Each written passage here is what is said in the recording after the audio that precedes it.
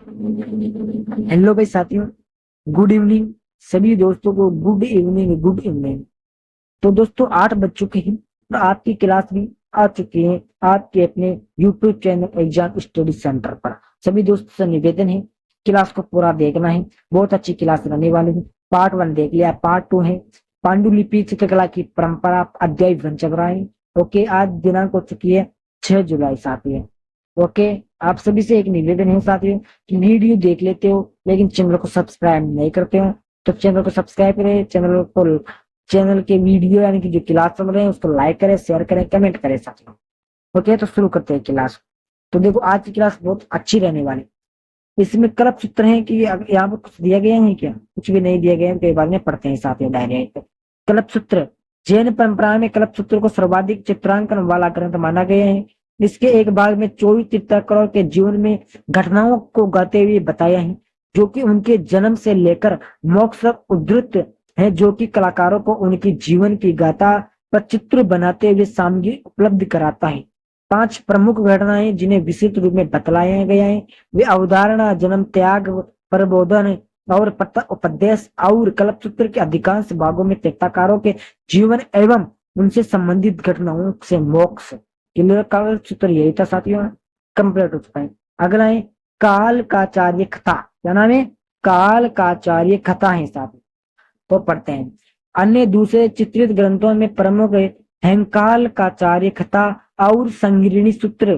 काल काचार्य ग्रंथ आचार्य कालक की कथा का वर्णन है। इसकी कालक की कथा का वर्णन है। कालक अपने अपहृत बहन, जो क्या नाम है, अपहृत बहन, जो कि एक जैन साध्वी थी, जो एक दुष्ट राजा बचाने से अभियान था।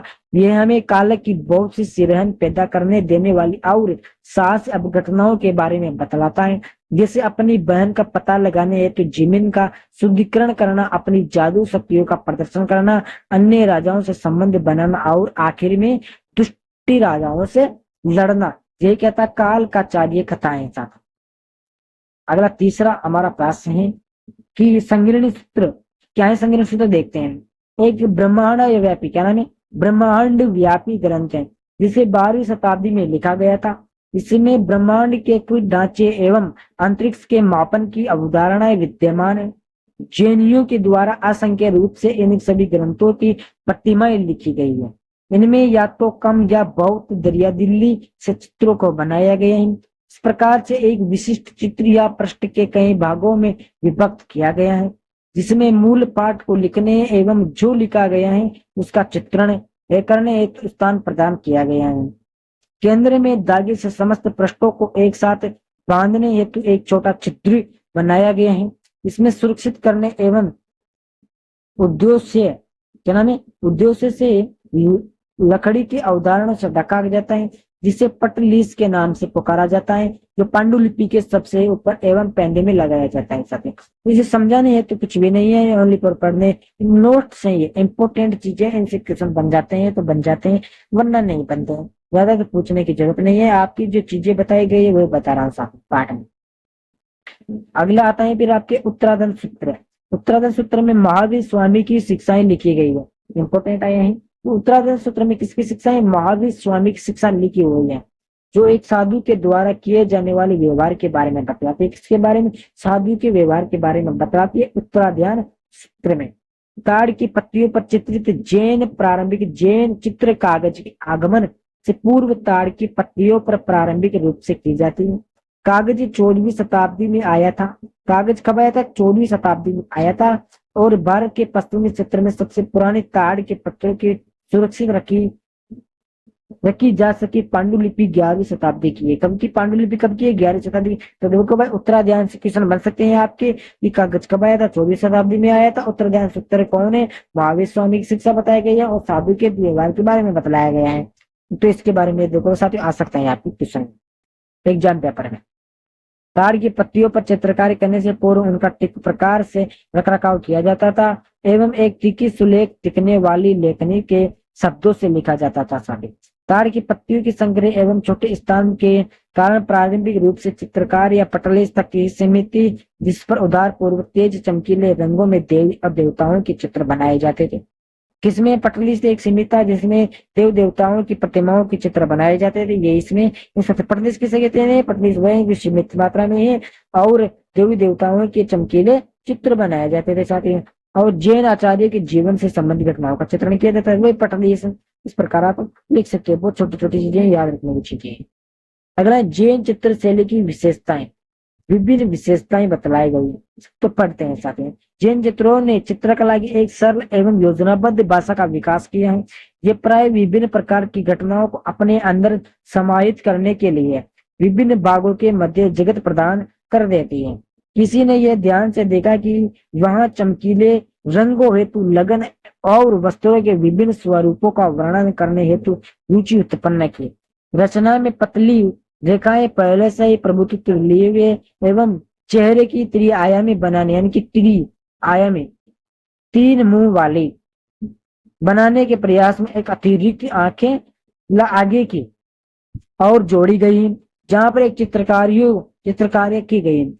वहां की स्थापना कला के जैसे सुल्तान के काल के मकबरे और ऊंचे किसके गुंबदों के को बताते हैं।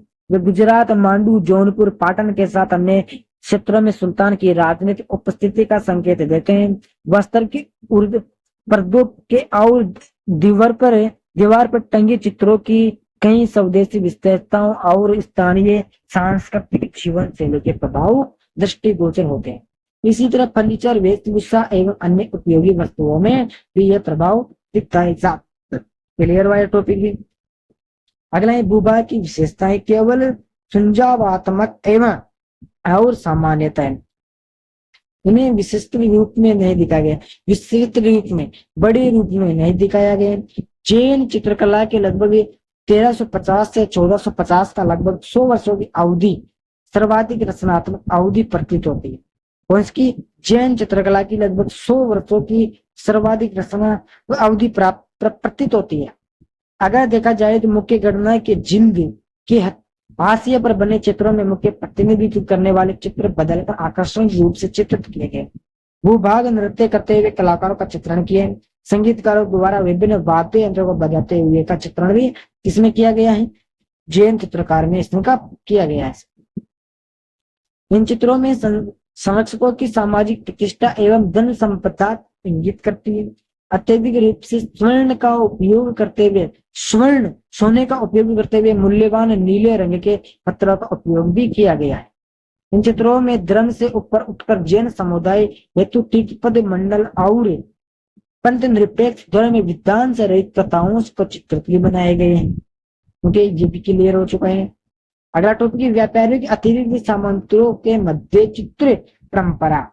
तो देखो, धनी व्यापारियों एवं समर्पित धार्मिक व्यक्तियों द्वारा संरक्षित जैन चित्रकला के अतिरिक्त सामान्यतः सामंतों के मध्य चित्रों की एक समानांतर परंपरा विद्यमान रही। 15वीं और 16वीं शताब्दियों के उत्तरार्ध के दौरान, जिसने धर्मनिरपेक्ष धार्मिक तथा साहित्यिक विषय वस्तुओं पर बने चित्रों को अपने आवरण में लपेटा। यह परंपरागत चित्र शैली राजस्थान के दरबारी शैली के निर्माण और मुगल प्रभावी के मिश्रण से पूर्व प्रतिनिधित्व भी करती है। साथ देखो साथ ही ज्यादा इंपॉर्टेंट नहीं है लेकिन बताना जरूरी है। ओके, स्वदेशी चित्रकला शैली हिंदू और जैन विषय को चित्रित करने के लिए अतिरिक्त कुछ अन्य चित्रों द्वारा महापुराण, चारु पंचशिखा, महाभारत का आरण्यक पर्व, भागवत पुराण, गीत गोविंद आदि का चित्रण भी किसमें किया है? स्वदेशी चित्रकला है। इसी समयावधि और चित्र शैली को जिसे मुगल पूर्व या राजधानी चित्रकारी के पूर्व चित्रकला के रूप में भी बताया गया है, स्वदेशी चित्रकला शैली के नाम से जाना जाता है। स्वदेशी चित्रकला तो इंपोर्टेंट है, सब इस पर से आप याद कर लीजिएगा साहब। अगला आता है हमारी विशिष्ट कलात्मक विशेषताएं। इस काल और चित्रों की शैली के साथ विशिष्ट कलात्मक विशेषताओं का विकास इस दौरान हुआ। वस्त्रों की पारदर्शिता को चित्रित करती एक विशेष प्रकार आकृति का उद्भव हुआ, जिसमें नायिका के सिर पर ओढ़नी गुब्बारे के आकार में फूलती हुई, जिसके किनारे सच और ढलवा स्वरूप है। विशिष्ट कलाकार है, इसमें एक नायिका होती है, उसके सिर पर एक ओढ़नी होती है गुब्बारे के आकार की तरह और फूलती हुई दिखाई देती है। साथ ही क्लियर हुआ। स्थापत्य कहाँ पर? स्थापत्य कला का संद्री तंद्र भावात्मक एवं सुझावात्मक जल जीवों को चित्रित करती और विशेष तरीकों से क्षितिज, क्षितिज यानी क्या होता है सहारा, वनस्पति के जीव इत्यादि को चित्रित करती विभिन्न प्रकार की छाया रेखा उद्भव हुआ। ये सभी औपचारिक तत्व राजस्थानी चित्रकारी के तरीकों को प्रदर्शित करते 17वीं शताब्दी के पूर्ववर्ती को व्यक्त करते हैं। सब विशिष्ट कलात्मक विशेषता कंप्लीट हो चुकी है। देखो साथियों ये जितना इम्पोर्टेंट नहीं है, ठीक है, इम्पोर्टेंट मैं आपको बता देता सारे। अभी तो एक दो और चीजें और अच्छी। देखो अगला टॉपिक आता है हमारे पास कि निमित नामा पुस्तक में चित्रित चित्र। तो देखो निमित नामा नामक पुस्तक की शैली का सर्वाधिक प्रतिनिधित्व करने वाला उदाहरण है, ओके, जिसे नासिर शाह खिलजी के शासनकाल के दौरान मांडू में चित्रित किया गया था साथियों।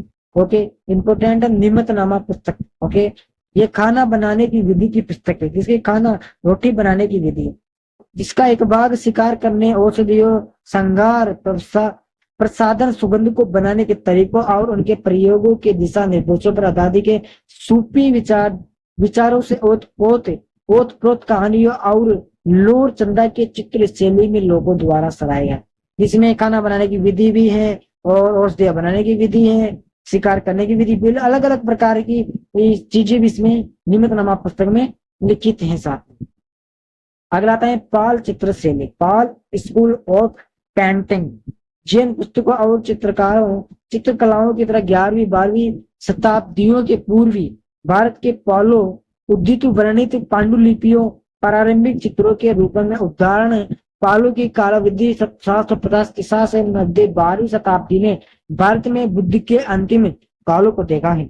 नालंदा और विक्रमशिला मठ बौद्धों की शिला और कला के मठे रहे और यहाँ के ताड़ के पत्तों पर विभिन्न विश्व वज्र नारायण बौद्ध देवताओं के चित्र की मूर्ति बनाने का समूह कार्य किया गया है। दक्षिणी पूर्व एशिया से छात्र एवं तीर्थ यात्री मठों शिक्षा और धर्म को सीखने हेतु आया करते थे साथियों, एवं अपने साथ पीतल किया करते हुए उल्लेखित पांडुलिपियों के रूप में बौद्धिक कला के नमूने अपने साथ ले जाते थे। इसमें पाल की कला नेपाल, तिब्बत, बर्मा, श्रीलंका और जावा में फैले जाने में सक्षम हो पाई। जैन जब वहां पर जो भी लोग भ्रमण करने के लिए आते थे उनको देख रेख तो वहां पर अपने गाँव में अपने शहर में ले जाया करते थे। जैन चित्रों की संसीधान की छोटी रेखाओं से विहीन शांत रंगों की आभा में एक ही गतिशील व लहरदार रेखा पाल चित्रों की विशेषता है साथी। ओके, अजंता की गुफा की तरह इन मठों कलाकारों द्वारा निर्मित आकृतियों की पाल मूर्ति कला शैली सामान्य भाषा लिए हुए हैं। पाल बौद्ध की कार को पांडुलिपि की चित्रकला का एक श्रेष्ठ उदाहरण अष्टाशीति का प्रज्ञान परमपिता या बुद्ध की प्रवीणता का 8000 पंक्ति में लिखे गए। कितने? 8000। ओके, पाल राजा रामपाल के शासनकाल के 15वीं वर्ष में नालंदा मठ में बनाए गए चित्र 11वीं शताब्दी के अंतिम समय के हिस्से में जो पृष्ठों के चित्र और लकड़ी के आवरण दोनों तरफ से चित्रित किए गए हैं साथी। ओके, तो ये पार्ट 1 हमारा शायद लगभग कंप्लीट हो चुका है मुझे लगता है। जब तक है तो देखें कुछ नोट्स बचे होंगे तो देख लेंगे साथी, और यही क्लास हमारी समाप्त होती है। कल और कुछ नोट्स देख लेंगे, नोट्स खत्म हो गए तो हम कर देख लेंगे साथी। ओके, सभी दोस्तों को जय हिंद जय भारत।